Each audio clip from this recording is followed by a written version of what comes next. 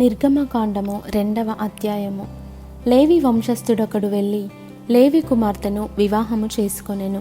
ఆ స్త్రీ గర్భవతి అయి కుమారుని కని వాడు సుందరుడయుండుట చూచి 3 నెలలు వానిని దాచెను. తరువాత ఆమె వాని దాచలేక వాని కొరకు ఒక జమ్ము పెట్టె తీసుకొని దానికి జిగటమన్నును కీలును పూసి అందులో ఆ పిల్లవానిని పెట్టి ఏటి ఒడ్డున జమ్ములో దానిని ఉంచగా వానికేమి సంభవించినో తెలుసుకొనుటకు వాని అక్క దూరముగా నిలిచి ఉండెను. ఫరో కుమార్తె స్నానము చేయుటకు ఏటికి వచ్చెను. ఆమె పనికత్తెలు ఏటి ఒడ్డున నడుచుచుండగా ఆమె నాచులోని ఆ పెట్టెను చూచి తన పనికెత్తెనొకతను పంపి దాన్ని తెప్పించి తెరచి ఆ పిల్లవాని చూచినప్పుడు ఆ పిల్లవాడు ఏడ్చుచుండగా చూచి వాని యందు కనికరించి వీడు హెబ్రీయుల పిల్లలలో నొకడనెను.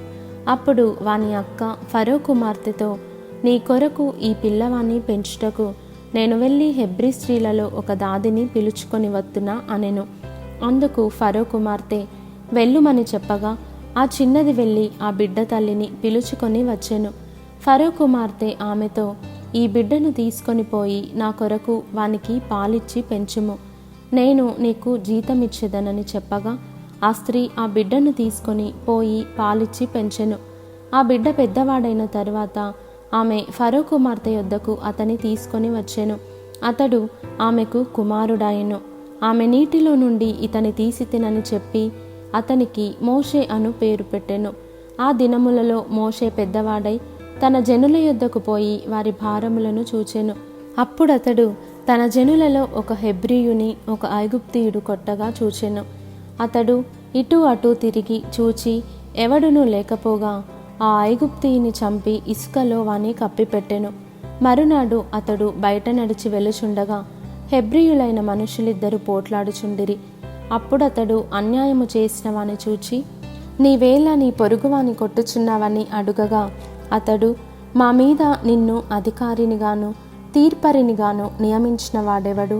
నీవు ఆ ఐగుప్తీయుని చంపినట్లు నన్నును చంపవలెనని అనుకొనుచున్నావా అనెను.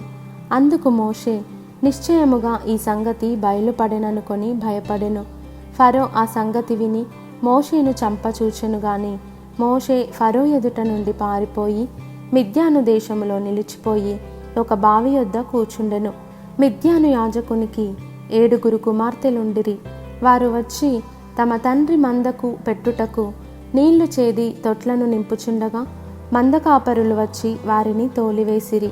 అప్పుడు మోషే లేచి వారికి సహాయము చేసి మందకు నీళ్లు పెట్టెను. వారు తమ తండ్రి అయిన రగూయేలు నొద్దకు వచ్చినప్పుడు అతడు, నేడు మీరింత త్వరగా ఎట్లు వచ్చితిరనెను.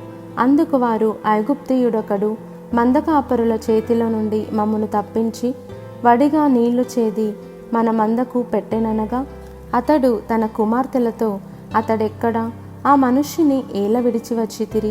భోజనమునకు అతని పిలుచుకొని రండనెను. మోషే ఆ మనుష్యునితో నివసించుటకు సమ్మతించెను. అతడు తన కుమార్తె అయిన సిప్పోరాను మోషేకిచ్చెను. ఆమె ఒక కుమారుని కనినప్పుడు మోషే, నేను అన్యదేశములో పరదేశినై ఉంటిననుకొని వానికి గెర్షోము అను పేరు పెట్టెను. అలాగున అనేక దినములు జరిగిన మీదట ఐగుప్తురాజు చనిపోయెను.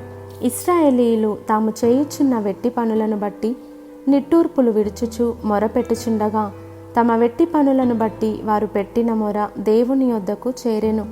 కాగా దేవుడు వారి మూలుగును విని అబ్రహాము, ఇస్సాకు, యాకోబులతో తాను చేసిన నిబంధనను జ్ఞాపకము చేసుకొనెను.